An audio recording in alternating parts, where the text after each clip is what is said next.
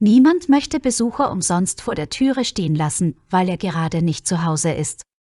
Seien es Freunde auf Spontanbesuch oder der Paketbote, dessen Liefertermin man vergessen hat. Es ist praktisch, mit diesen per Smartphone kurz Kontakt aufzunehmen, um einen Ersatztermin zu vereinbaren oder dem Paketboten mitzuteilen, die Lieferung einfach unten vor der Tür abzustellen.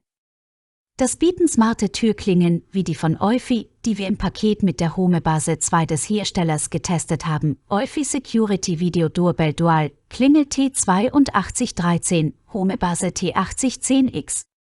Das Duo hat dabei 3 Funktionen: Überwachungskamera mit Bewegungsmelder, Alarm und einfach nur Türklingel mit Kamera, wobei sich jede Funktion auch deaktivieren lässt. Die Überwachungskamera erkennt mit einem PIR und einem Radarsensor Bewegungen und starte eine Aufzeichnung von bis zu 60 Sekunden. Diese Aufzeichnungen speichert die Home-Base mit 16 GB bis zu 90 Tagen. Ein Cloud-Dienst ist nicht erforderlich, lässt sich aber für $2,99 im Monat dazu buchen. Welche Funktionen bietet die Klingel? Mit einem Aufnahmewinkel von 160 Grad taugen die Aufnahmen nur zur Überwachung des Bereichs unmittelbar von der Türe, eine Raumüberwachung ist nicht sinnvoll.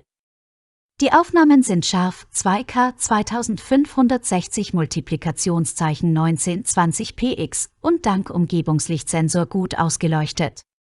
Eine zweite Kamera filmt nach unten 1080p, 1600 Multiplikationszeichen 1200px, da wo das Paket stehen soll. Der zuschaltbare Alarm ergibt in unseren Augen nicht so viel Sinn, denn man will die Besucher ja nicht verschrecken, und als reine Überwachungskamera im Raum oder Garten ist der Aufnahmewinkel zu breit. Der Warnton ist vom Hersteller standardmäßig deaktiviert. Als Klingel lässt sich das Gerät sowohl mit Akku, USB oder an der Hausklingelanlage betreiben. Der Akku hält laut Hersteller 3 bis 6 Monate, je nach Nutzung. Sobald ein Besucher schellt, meldet sich die App am Smartphone des Hausbesitzers und dieser sieht und hört den Gast und nimmt per Sprache Kontakt auf.